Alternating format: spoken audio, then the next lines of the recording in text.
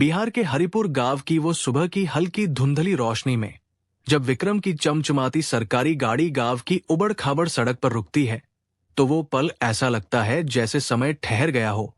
धूप अभी नरम थी, हवा में मिट्टी की वो पुरानी महक थी जो विक्रम को बचपन की यादों में खींच ले जाती थी। लेकिन आज वो महक उसे चुभ रही थी, क्योंकि उसके मन में एक भारीपन था जो किसी भी खुशी से बड़ा था। 7 साल बाद वो गांव लौटा था, बिना किसी को बताए, बिना किसी तामझाम के, क्योंकि वो आज अफसर नहीं, सिर्फ एक बेटा बनकर आया था। गाड़ी से उतरते ही उसने चारों तरफ नजर दौड़ाई। वही पुरानी सड़कें, वही मिट्टी के घर, वही खेतों की हरी भरी क्यारियां। लेकिन सब कुछ जैसे सिकुड़ गया था, थक गया था, जैसे गांव भी उसके इंतजार में बूढ़ा हो चुका हो। कुछ ग्रामीण उसे देख रहे थे, लेकिन कोई पहचान नहीं पा रहा था। और विक्रम ने भी किसी से बात नहीं की। वो सीधा उस पगडंडी पर चल पड़ा जो उसे अपनी मां कमला देवी की टूटी फूटी झोपड़ी तक ले जाती थी। वो झोपड़ी गांव के सबसे आखिरी कोने में थी, जहां से आगे सिर्फ खेत और जंगल शुरू होते थे। लेकिन अब उसकी हालत देखकर विक्रम का दिल दहल गया। दीवारें फट चुकी थी, छत झुककर नीचे आ गई थी, आंगन में जंगली घास और झाड़ियां उगाई थी जो चीख चीख कर बता रही थी कि यहां अब कोई देखभाल करने वाला नहीं बचा। विक्रम कुछ सेकंड वही खड़ा रहा, उसका गला सूख रहा था। फिर उसने धीमी कांपती आवाज में पुकारा, मां। वो आवाज में डर ज्यादा था, हिम्मत कम। अंदर से कोई जवाब नहीं आया। उसने फिर थोड़ा जोर से पुकारा, मां। इस बार अंदर हलचल हुई, और कुछ पलों बाद उसकी मां कमला देवी दरवाजे पर आकर खड़ी हो गई। उनका शरीर इतना दुबला हो चुका था कि हड्डियां साफ दिख रही थी, आंखें धुंधली लग रही थी, चेहरे पर झुर्रियां इतनी गहरी थी कि लगता था समय ने उन पर कितने बोझ लाद दिए हों। कमला देवी ने विक्रम को देखा, लेकिन पहचानने में वक्त लगा, जैसे चेहरा जाना पहचाना हो, लेकिन यकीन करने की हिम्मत न बची हो। फिर बहुत धीमी टूटती आवाज में बोली, विक्रम। वो नाम बोलते हुए ऐसा लग रहा था जैसे सपना टूटने का डर हो। विक्रम ने आगे बढ़कर उनके पैर छुए और बस इतना कहा, हाँ मां, मैं ही हूं। और उस एक पल में 7 साल की सारी दूरी, सारी चुपी, सारी अनकही बातें आंसुओं की तरह बहने लगी। न कोई शिकायत, न कोई सवाल, सिर्फ आंखों में वो दर्द जो सालों से रुका हुआ था। कमला देवी ने विक्रम को अंदर बुलाया, अंदर आ बेटा। झोपड़ी के अंदर कुछ भी नहीं बदला था, लेकिन सब कुछ और गरीब लग रहा था। एक पुरानी खटिया, एक टूटा हुआ लकड़ी का बक्सा, कोने में मिट्टी का घड़ा जहां से पानी टपक रहा था। विक्रम ने चारों तरफ देखा और उसे एहसास हुआ कि उसकी गैर मौजूदगी में यहां की जिंदगी कितनी सिमट गई थी, कितनी अकेली हो गई थी। कमला देवी ने कुछ नहीं पूछा, न ये कि तू क्यों नहीं आया, न ये कि फोन क्यों नहीं किया। बस इतना कहा, थक गया होगा बेटा, बैठ जा, पानी पी ले। विक्रम की नजर उनकी कांपती उंगलियों पर पड़ी और उसे लगा कि उसकी सारी सफलता, उसकी वर्दी, उसका रुतबा इस पल में बेकार है। वो सच्चाई जिससे वो सालों भागता रहा, वो यही उसके सामने खड़ी थी, बिना आरोप लगाए, बिना आवाज उठाए, सिर्फ चुपचाप दर्द सहते हुए। झोपड़ी के बाहर खड़े होकर विक्रम ने एक गहरी सांस ली और उसी मिट्टी की महक में उसका मन 7 साल पीछे चला गया। उस वक्त में जब ये झोपड़ी गरीबी से भरी थी, लेकिन उम्मीदों से लबरेज थी, जहां विक्रम ने अपनी मां कमला देवी को बचपन से ही संघर्ष की मिसाल बनते देखा था। तब वो आईपीएस अधिकारी नहीं था, बस एक साधारण गांव का लड़का था जिसके सपने बड़े थे, लेकिन जेबें खाली थी। और उन सपनों को जिंदा रखने वाली सिर्फ एक ताकत थी, उसकी मां की अटूट मेहनत और बलिदान। झोपड़ी तब भी छोटी थी, सुविधाओं से महरूम थी, लेकिन उसमें एक जज बा था जो हर सुबह कमला देवी को सबसे पहले उठा देता था। वो चूल्हा जलाती, सूखी लकड़ियां तोड़कर आग सुलगाती और विक्रम के उठने से पहले उसके पुराने कपड़े सिलकर तैयार कर देती। कभी प्यार से आवाज देकर उठाती, उठ बेटा, स्कूल का वक्त हो रहा है। कभी उसके सिर पर हाथ फेरकर अपनी थकान छुपा लेती। चाहे रात कितनी भी कठिन क्यों न गुजरी हो, घर की हालत इतनी खराब थी कि पढ़ाई का सफर आसान नहीं था। किताबें खरीदने के लिए पैसे नहीं होते थे, स्कूल की फीस भरने के लिए उधार मांगना पड़ता था। लेकिन कमला देवी ने कभी विक्रम को यह महसूस नहीं होने दिया कि वो बोझ है। वो दिन भर खेतों में मजदूरी करती, पसीना बहाती, कभी पड़ोसियों के घर बर्तन मांजती, कभी रातों को सिलाई का काम करके थोड़े पैसे जोड़ती, और जो भी मिलता उसे विक्रम की किताबों, कॉपियों और सपनों में लगा देती। अपनी जरूरतें हमेशा पीछे रखती, एक पुरानी साड़ी पहनकर सालों गुजार देती। गांव वाले अक्सर ताने मारते, इतना पढ़ाकर क्या करोगी कमला, लड़का तो आखिर मजदूरी ही करेगा। लेकिन कमला देवी हर बार मुस्कुराकर कहती, एक बार पढ़ लेने दो, भगवान रास्ता निकाल देंगे। वो भगवान से ज्यादा अपने बेटे की मेहनत पर यकीन करती, और वो यकीन उन्हें हर रोज नए सिरे से संघर्ष करने की हिम्मत देता। कई रातें ऐसी गुजरी जब घर में सिर्फ एक रोटी बन पाई, और वो रोटी विक्रम की थाली में रख दी जाती। कमला देवी पानी पीकर लेट जाती और खुद से कहती, भूख नहीं लगी आज। विक्रम उस उम्र में ये नहीं समझ पाता था कि मां अपनी भूख को भी उसके सपनों के आगे छोटा मान लेती है। उसे बस इतना पता था कि उसे आगे बढ़ना है, इस गरीबी से निकलना है, इस झोपड़ी को पीछे छोड़ना है, और एक दिन अपनी मां को वो सुख देना है जो वो कभी नहीं जी सकी। पढ़ाई में विक्रम तेज था, स्कूल में हमेशा अव्वल आता, लेकिन रास्ता कांटों भरा था। गांव से शहर जाने का फैसला लेना आसान नहीं था। पैसे नहीं थे, कोई जान पहचान नहीं थी, लेकिन कमला देवी ने डर को कभी अपने फैसले पर हावी नहीं होने दिया। उन्होंने अपने छोटे मोटे गहने गिरवी रख दिए, किसी से भीख नहीं मांगी, और विक्रम को विदा करते हुए बस इतना कहा, पीछे मत मुड़ना बेटा, बस चलते रहना, तेरी मां तेरे साथ है। उस दिन विक्रम घर से निकला था, और कमला देवी पहली बार सच में अकेली रह गई। उनकी आंखें नम थी, लेकिन होठों पर मुस्कान थी, क्योंकि उन्हें यकीन था कि उनका बेटा एक दिन लौटेगा, कुछ बनकर, उनके संघर्ष को सलाम करके। शहर में विक्रम की जिंदगी एक नई जंग थी। छोटा सा किराए का कमरा जहां दीवारें सीलन भरी थी, लंबी लंबी पढ़ाई की रातें जहां नींद को दुश्मन मान लिया जाता था, और हर पल दबाव जो उसे तोड़ने की कोशिश करता था। लेकिन हर मुश्किल में उसकी मां की बातें उसके कानों में गूंजती रहती, तू कर सकता है बेटा, बस हार मत मानना। और गांव में कमला देवी हर दिन उसी झोपड़ी में बैठती, बेटे की याद में खो जाती, लेकिन किसी से कुछ नहीं कहती।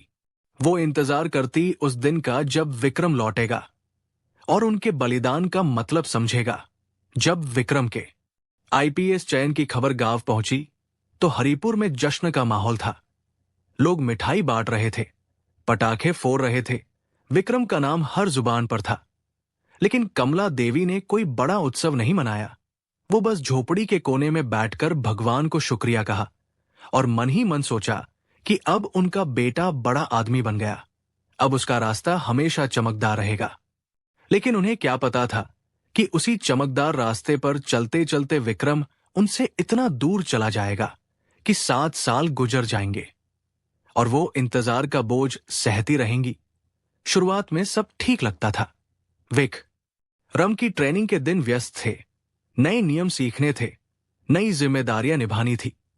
फोन कभी कभी हो जाता, बातें छोटी होती, लेकिन अपनापन भरा रहता। मां, तू कैसी है, खाना खाया? और कमला देवी उसी में खुश हो जाती, बेटा मैं ठीक हूं, तू अपना ख्याल रख। लेकिन धीरे धीरे पोस्टिंग बदलती गई, शहर बदलते गए, विक्रम का दायरा फैलता चला गया। मीटिंग्स की भरमार, फाइलों का ढेर, ऑपरेशंस की भागदौड़, दिन रात का फर्क मिट गया। फोन करने का मन होता भी तो समय नहीं मिलता, और जब समय मिलता तो सोचता बाद में कर लूंगा, लेकिन वो बाद कभी नहीं आता। कमला देवी गांव में वही पुरानी दिनचर्या जीती रही। फर्क बस इतना था कि अब शरीर साथ नहीं देता था। काम करते करते थकान जल्दी घेर लेती, लेकिन वो किसी से मदद नहीं मांगती।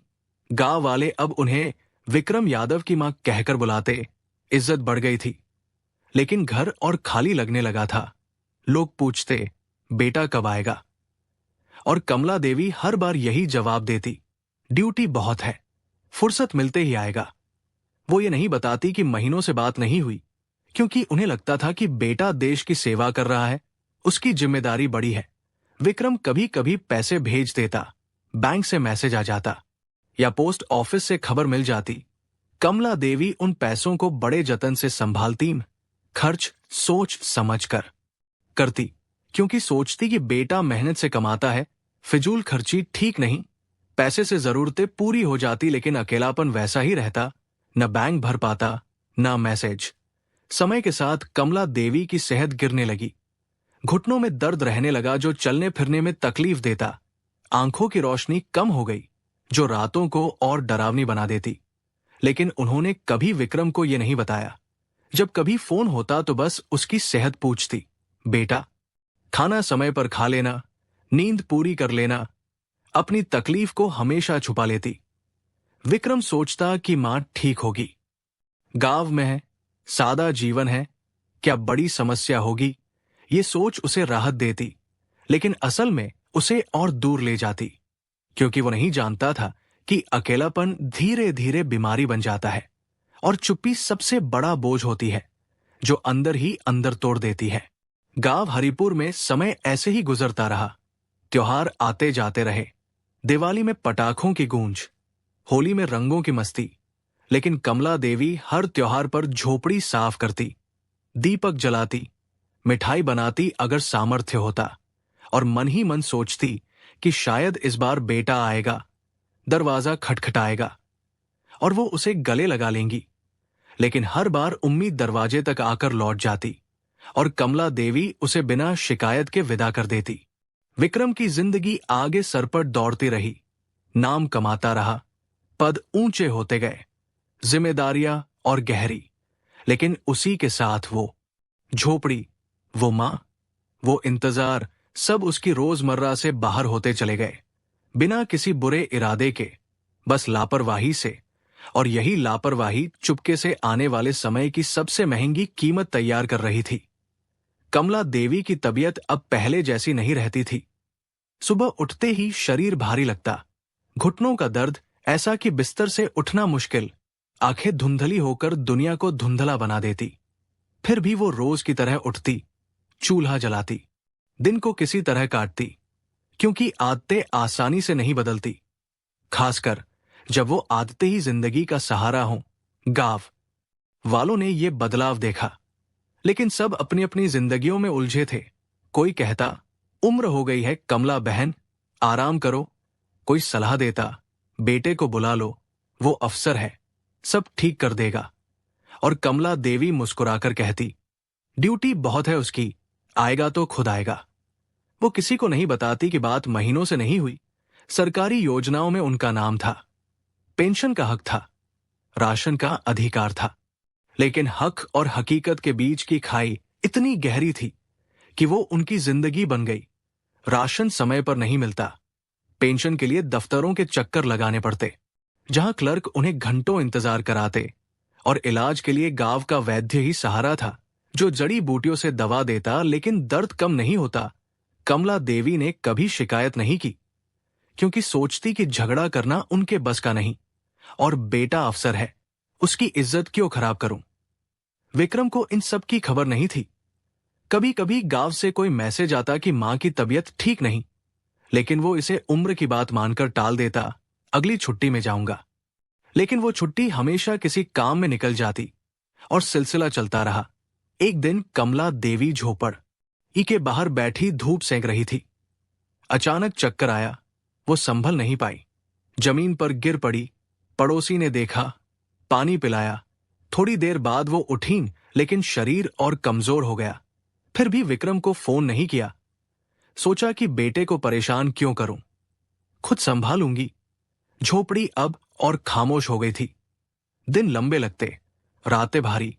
कमला देवी खटिया पर लेटे दरवाजे की तरफ देखती रहती जैसे कोई आएगा, लेकिन दरवाजा बंद रहता और वो आंसू पोंछकर सो जाती। इसी बीच विक्रम की पोस्टिंग और मुश्किल जगह पर हो गई। जिम्मेदारियां बढ़ी, फैसले सख्त होने लगे। वो और बंद गया। मां का ख्याल आता तो खुद को समझाता, गांव में है, लोग देख लेते होंगे। लेकिन सच ये था कि गांव देख रहा था, लोग देख रहे थे, लेकिन जिम्मेदारी किसी की नहीं थी।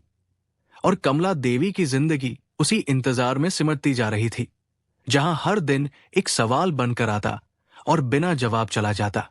अब वो समय करीब आ गया था जब ये चुप्पी टूटने वाली थी, और विक्रम को वो सब सामना करना था जिससे वो सालों भागता रहा। एक रात कमला देवी की तबीयत अचानक बहुत बिगड़ गई। सांसें भारी हो गई, सीने में तेज दर्द उठा, शरीर में ताकत नहीं बची कि वो खुद उठ सके। पड़ोस की बहू ने देखा, किसी तरह संभाला, पानी पिलाया, गांव के डॉक्टर को बुलाया जो साइकिल पर आया। डॉक्टर ने देखा और सिर हिलाकर कहा, उम्र और कमजोरी दोनों ने मिलकर हमला किया है, अब ज्यादा देखभाल की जरूरत है, अस्पताल ले जाओ। लेकिन अस्पताल दूर था और रात हो चुकी थी। अगले दिन किसी पड़ोसी ने विक्रम को फोन किया, आवाज घबराई हुई थी, भैया, मां की हालत ठीक नहीं, जल्दी आ जाओ। विक्रम उस वक्त एक महत्वपूर्ण मीटिंग में था। फोन सुनकर कुछ पल स्तब्ध रहा, दिल बैठ गया, लेकिन मीटिंग छोड़ नहीं सका। सोचा शाम तक निकलूंगा। लेकिन शाम होते होते एक और इमरजेंसी आ गई, और शाम रात में बदल गई। गांव में कमला देवी खटिया पर लेटी थी, आंखें आधी खुली, सांसें गिनती हुई। आसपास पड़ोसी इकट्ठे थे, कोई पानी दे रहा था, कोई प्रार्थना कर रहा था। लेकिन असली इंतजार एक ही था, बेटे का। उनकी नजरें दरवाजे पर टिकी थी, जैसे मन अभी भी उम्मीद नहीं छोड़ना चाहता। किसी ने कहा, फिर फोन कर लो विक्रम को। लेकिन कमला देवी ने कमजोर आवाज में मना कर दिया, नहीं, वो आएगा तो खुद आएगा। विक्रम अगली सुबह निकला, इस बार बिना देरी के। रास्ते भर मन में तूफान था, क्यों नहीं पहले गया, क्यों हर बार बाद में का बहाना बनाया। गाड़ी तेज दौड़ रही थी, लेकिन मन उससे तेज। उसे लग रहा था कि अगर थोड़ा पहले निकलता तो शायद सब बदल जाता। जब वो हरिपुर पहुंचा तो दोपहर हो चुकी थी। झोपड़ी के बाहर लोग खड़े थे, माहौल भारी था, आवाजें दबी हुई। विक्रम गाड़ी से उतरा और तेज कदमों से अंदर गया। कमला देवी खटिया पर शांत लेटी थी। वो उनके पास गया, मां, मैं आ गया। हालचाल पूछा, उनके माथे पर हाथ फेरा, और कुछ ही देर बाद उनकी तबीयत तेजी से बिगड़ने लगी। शायद बेटे से मिलने की खुशी इतनी बड़ी थी कि वो बस उसी इंतजार में जी रही थी। विक्रम और करीब बैठ गया, कुछ बोल नहीं पा रहा था। उनका हाथ पकड़ा जो कभी उसका सहारा था, लेकिन अब ठंडा पड़ रहा था, और देखते देखते सांसें थम गई। विक्रम फूट फूट कर रो पड़ा। उस पल उसकी वर्दी, पद, सब बेकार लग रहे थे। वो बस एक देर से पहुंचा बेटा था जो अब कभी मां को गले नहीं लगा सकेगा। अंतिम संस्कार की तैयारी हुई, गांव इकट्ठा हुआ, लोग चुप थे। कोई दिलासा नहीं दे रहा था क्योंकि शब्दों की जगह नहीं बची थी। चिता जली, विक्रम की आंखें सूखी थी, लेकिन अंदर सब टूट चुका था। उसे समझ आ गया कि कुछ चीजें समय पर न हो तो कभी पूरी नहीं होती। शाम को जब सब चले गए, विक्रम झोपड़ी के बाहर अकेला बैठा रहा। वही झोपड़ी जो उसकी शुरुआत थी। और अब सबसे बड़ा पछतावा, उसने चारों तरफ देखा, और पहली बार सिर्फ अपनी मां को नहीं, गांव की कई ऐसी महिलाओं को देखा जो अकेली थी, कमजोर थी, इंतजार में जी रही थी। उसी सन्नाटे में विक्रम के अंदर कुछ बदला, गुस्से का नहीं, जिम्मेदारी का। उसे लगा कि जो वो अपनी मां के लिए नहीं कर सका, वो दूसरों की मानों के लिए कर सकता है, और शायद यही रास्ता उसे खुद से नजर मिलाने लायक बनाएगा। अगली सुबह विक्रम जल्दी उठा। झोपड़ी में कोई आवाज नहीं थी, न चूल्हे की, न कदमों की। वो बाहर निकला, गांव की सड़कों पर चला।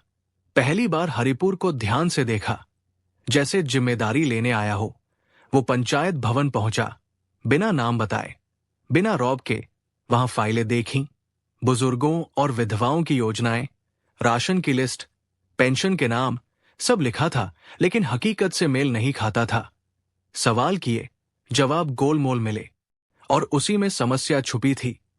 उसने तहसील ऑफिस का चक्कर लगाया, प्रक्रिया समझी, कहाँ अटकती है चीजें, पहली बार लगा कि सिस्टम बुरा नहीं, बस लावारिस छोड़ देने से सड़ जाता है। शाम तक एक प्लान तैयार किया। गांव में एक छोटी जगह जहां बुजुर्ग महिलाएं रह सके, समय पर खाना, इलाज। ये कोई बड़ा संस्थान नहीं, बस एक शुरुआत। अगले दिनों 2 भरोसेमंद लोगों को जोड़ा। एक गांव का पुराना टीचर जो रिटायर्ड था, एक नर्स जो सेवा भाव रखती थी। दोनों ने हामी भरी क्योंकि उन्होंने बहुत दर्द देखा था। काम छोटा था लेकिन साफ। विक्रम को लगा कि वो अब भाग नहीं रहा। उसने उसी झोपड़ी को चुना, उसे मजबूत करने के लिए, क्योंकि वो याद थी, सीख थी, चेतावनी थी। तय किया कि शुरुआत यहीं से, कानूनी तरीके से, बिना प्रचार के। अब हर दिन तय था, सुबह दफ्तर, दोपहर जरूरतें समझना, शाम प्लान को आकार देना। थकान होती लेकिन सुकून मिलता, क्योंकि ये मतलब के लिए था। कुछ दिन बाद काम आकार लेने लगा। झोपड़ी की दीवारें मजबूत हो रही थी, छत नई लगी, अंदर जगह बन रही जहां भरोसा था। विक्रम ने किसी को नहीं बताया, बस कहा कि ये उन महिलाओं के लिए जो इंतजार में नहीं टूटनी चाहिए। हफ्तों बाद कागज पूरे हुए, ट्रस्ट रजिस्टर हुआ, नाम रखा कमला देवी सेवा ट्रस्ट। ये नाम स्वीकारोक्ति था। गलती की, देरी की, सीख की। पहली महिला आई, उम्र से झुकी, आंखों में डर। उसके बेटे शहर में थे लेकिन जगह नहीं थी। विक्रम ने कहा, अब ये आपका घर है। उसकी आंखों का सुकून ट्रस्ट की शुरुआत था। धीरे और महिलाएं आई, इलाज के लिए, रहने के लिए, अकेलापन मिटाने के लिए। ट्रस्ट छोटा था लेकिन इरादा मजबूत। यहां सम्मान था, नाम से बुलाना, धैर्य से सुनना। विक्रम 2 जिंदगियां जी रहा था, वर्दी वाली और बिना वर्दी वाली। फर्क ये कि अब समझ आ गया कि जिम्मेदारी ड्यूटी तक नहीं, वो वहां भी जहां समय पर नहीं पहुंचे। एक शाम झोपड़ ई के बाहर खड़ा था, जो अब ट्रस्ट थी। हवा चल रही थी, अंदर हंसी की आवाजें, बर्तनों की खनक। विक्रम ने आंखें बंद की। लगा कि अब वो मां से नजर मिला सकता है। दोस्तों, सफलता तब तक अधूरी रहती है जब तक वो जिम्मेदारी नहीं लाती, क्योंकि ऊंचे पद, पैसा, शोहरत अगर अपनों के लिए वक्त न बचा पाए तो बस नाम भर रह जाते हैं। ये कहानी हमें सिखाती है कि माँ बाप अपनी तकलीफें शब्दों में नहीं कहते, वो इंतजार को आदत बना लेते हैं और हम उनकी चुप्पी को मजबूती समझ लेते हैं, जबकि अंदर सब टूट रहा होता है।